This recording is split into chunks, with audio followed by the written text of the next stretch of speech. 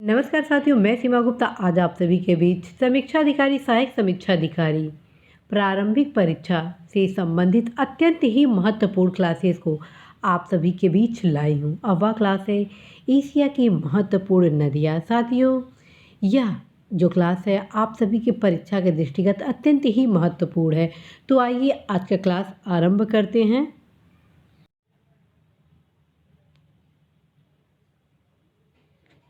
सबसे पहले आप सभी के बीच मैं इरावदी नदी के संबंध में अवगत कराऊंगी और ये रहा इरावदी नदी। ठीक है, तो इरावदी नदी है कहाँ? तो यह म्यांमार की सबसे बड़ी नदी है। ठीक है, जो कि म्यांमार की जाह्नवी कहलाती है और इसके किनारे साथियों मांडले शहर अवस्थित है।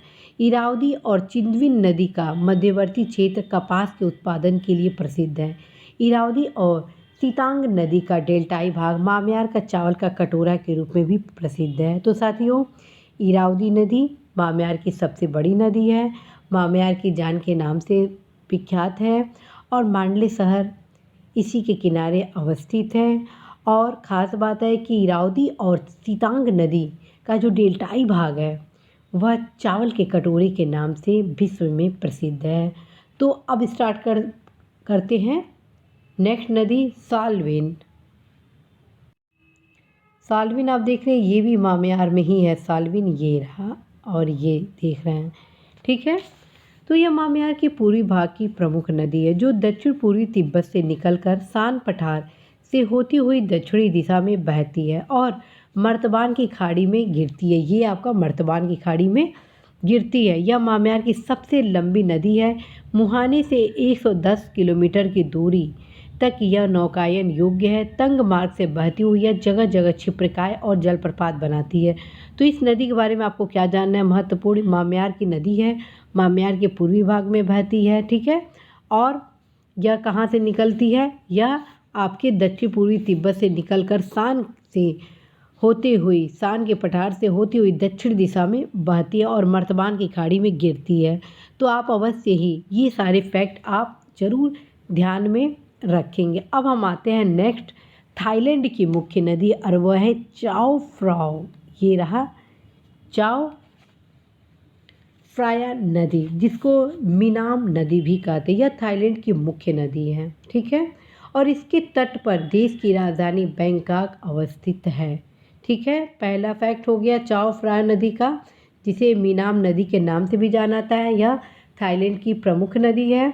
इसके तट पर देश की राजधानी बैंकॉक अवस्थित है। छोटे आकार के होते हुए भी जल परिवहन के लिए अत्यंत ही लाभदायक है साथियों। और इस नदी के डेल्टाई क्षेत्र चावल के उत्पादन के लिए विश्व प्रसिद्ध है। इसके डेल्टाई भागों में विश्व का सर्वोत्तम चावल पैदा होता है। अब हम आते हैं नेक्स्ट नदी, अब वह है मेकांग नदी। ये रहा आपका मेकांग नदी। ठीक है, तो मेकांग नदी के बारे में जानिए। यह इंडो चीन अर्थात वियतनाम की सबसे बड़ी नदी है। यह वियतनाम की सबसे बड़ी नदी है। इसका उद्गम स्थल तिब्बत है। यह दक्षिण पूर्वी एशिया की सबसे लंबी नदी है। ठीक है, फिर से सुने, क्वेश्चन आएगा दक्षिण पूर्वी एशिया की सबसे लंबी कौन सी है? तो हो जाएगा मेकांग नदी। ठीक है, क्योंकि यह 4160 किलोमीटर इसकी लंबाई है और अनेक देशों से गुजरती है और सीमा भी बनाती है, अतः इसे ईस्ट का डैन्यूब भी कहा जाता है। ठीक है, इसके किनारे साथियों नोम पेन और हो ची मिन्ह सिटी नगर अवस्थित है और इसे वियतनाम की गंगा भी कहलाती है यह नदी। ठीक है, तो इतना फैक्ट आप अवश्य ही ध्यान में रखेंगे। अब नेक्स्ट आती हूँ मैं रेड नदी पर। रेड नदी यह उत्तरी वियतनाम की मुख्य नदी है। यह मुख्यतः तंग खाई में बहती है, जिस कारण से इसका मैदानी विस्तार बहुत सीमित है। इसके किनारे हनोई नगर अवस्थित है। ब्लैक नदी इसकी प्रमुख सहायक नदी है। ठीक है, तो पहले इसका फैक्ट क्या हो गया? यह उत्तरी वियतनाम की मुख्य नदी है। यह मुख्यतः तंग खाई में बहती है, जिस कारण से इसकी मैदानी विस्तार बहुत सीमित है। इसके किनारे हनोई नगर अवस्थित है। अब हम आते हैं नेक्स्ट नदी सिक्यांग नदी। आप यहाँ देख रहे हैं सिक्यांग नदी। सिक्यांग नदी यह चीन के पूर्वी यूनान क्षेत्र से निकलकर दक्षिणी चीन सागर में गिरती है। चीन में कुल रेशम उत्पादन के आधे से अधिक उत्पादन यांगसी से क्यांग नदी के डेल्टाई क्षेत्र से प्राप्त होता है। इस नदी बेसिन से सघन जनसंख्या अधिवासित है क्योंकि इसका बेसिन अत्यधिक ही उपजाऊ है। ठीक है।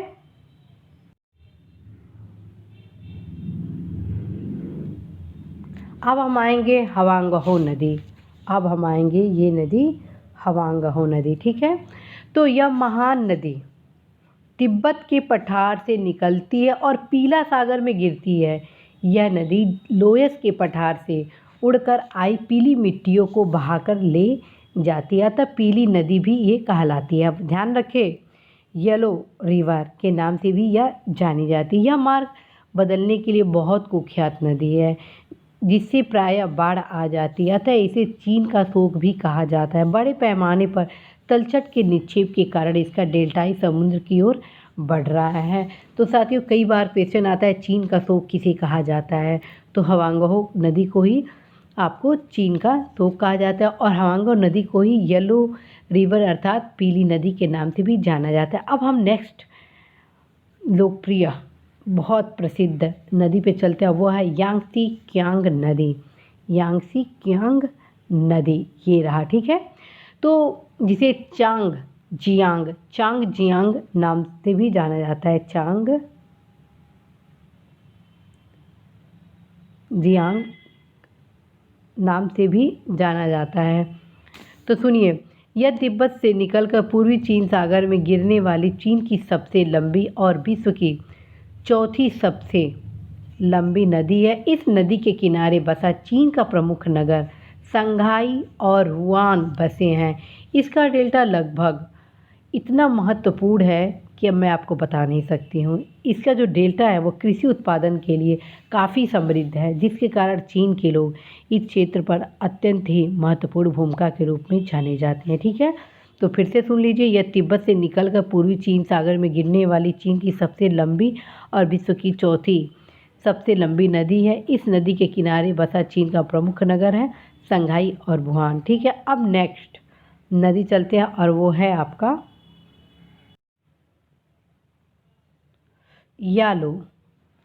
यालू नदी के बारे में जानिए कि यह उत्तरी कोरिया एवं चीन के मध्य प्राकृतिक सीमा बनाती है। यह नदी अर्थात यालू नदी उत्तर कोरिया और चीन के मध्य प्राकृतिक सीमा बनाती है। यह पीला सागर में गिरती है। यह चीन के मंचूरिया क्षेत्र से निकलती है। ठीक है। अब हम नेक्स्ट नदी आते हैं दजला फरात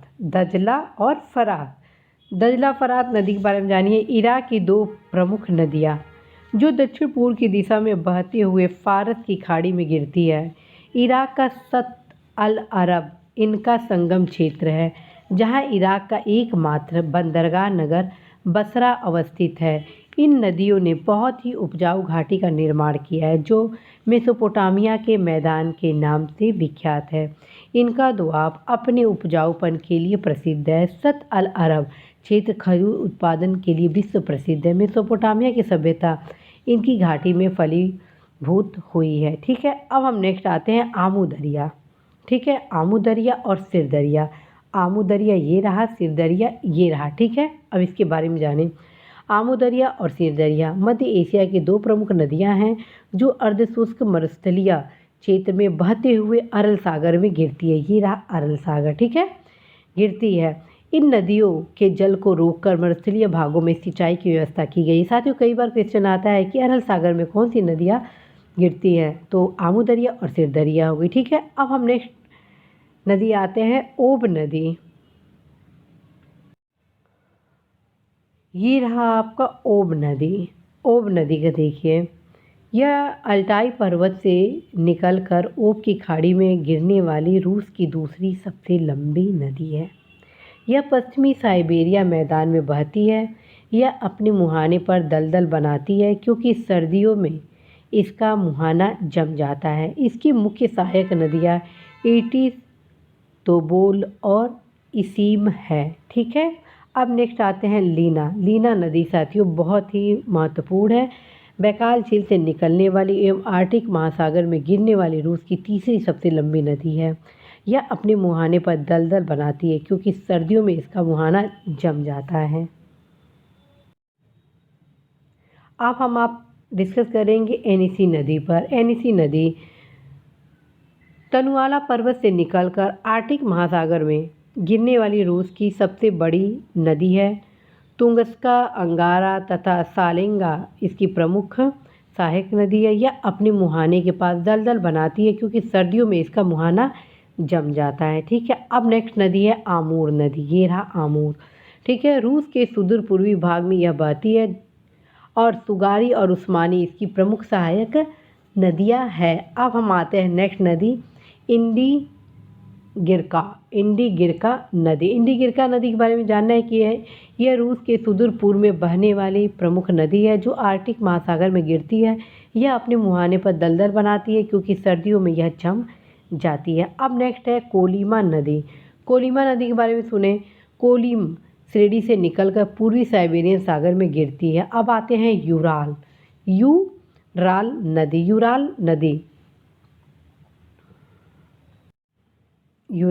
नदी। ठीक है, तो यूराल नदी यूराल पर्वत से निकलकर दक्षिण दिशा में बहती है और यूरोप तथा एशिया में सीमा बनाती है। ठीक है, ये रहा। ठीक, सीमा बनाती है, कैस्पियन सागर में गिरती है और जिससे कैस्पियन सागर की लवणता गिर जाती है। यह रूस की प्रमुख नदी है। ठीक है साथियों, तो साथियों आज आप सभी के बीच में उन तमाम महत्वपूर्ण नदियों पर चर्चा की जो कि आप सभी के परीक्षा के दृष्टिगत अत्यंत ही महत्वपूर्ण है। साथियों आज मेरे द्वारा जो भी नदियाँ आप सभी को बताई गई हैं आप अवश्य ही मैप में उन नदियों को लोकेट जरूर करेंगे। साथ में आसपास जितनी भी नदियाँ हैं उनको अवश्य ही देखेंगे। साथियों यदि आप जागरूक हैं और इस परीक्षा में सफलता प्राप्त करना चाहते हैं तो अवश्य ही गंभीरता के साथ भूगोल की तैयारी करेंगे और हर एक लोकेशन पर विशेष ध्यान देंगे क्योंकि साथियों